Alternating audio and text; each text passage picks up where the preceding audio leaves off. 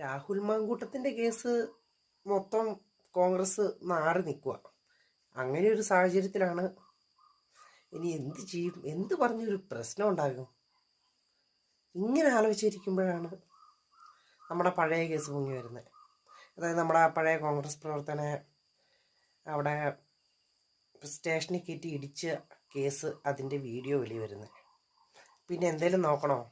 അത് മാത്രമല്ല, വലിയ പ്രശ്നങ്ങൾ ഉണ്ടായാലാണ് ഈ ഒരു പ്രശ്നം ചെറുതായിട്ടൊന്ന് മുങ്ങിപ്പോകത്തുള്ളൂ. മുങ്ങിപ്പോയാലാണ് നമുക്ക് പിന്നെ അവനെ പൊക്കിയെടുക്കാൻ പറ്റുള്ളൂ. അല്ലെങ്കിൽ 3 വർഷം മുമ്പ് നടന്നിട്ട് ഇത്രയും കാലമായിട്ട് കോൺഗ്രസ്സുകാർ ആ പയ്യൻ്റെ കേസ്, അല്ലെങ്കിൽ അവനെ പോലീസ് സ്റ്റേഷനിൽ കൊണ്ടുപോയി പിടിച്ച് ഇടിച്ച കേസ്, ഇത്രയും കാലം അവൻ്റെ കൂടെ നിൽക്കാതെ ഇരുന്ന് ഇത്രയും നാളും ഒരു പ്രക്ഷോഭം ഒന്നും ഉണ്ടാക്കാതെ ഇരുന്നിട്ട് 3 വർഷം കഴിയുമ്പോഴാണ് പെട്ടെന്നൊരാവേശം.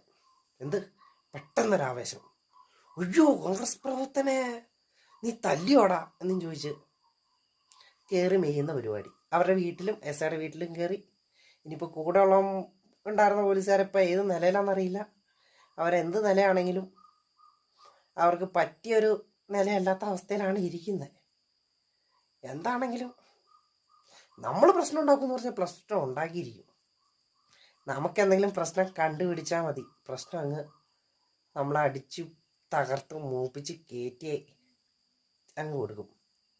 അല്ലെങ്കിലും ഇതൊക്കെയാണ് രാഷ്ട്രീയം, ശരിയല്ലേ?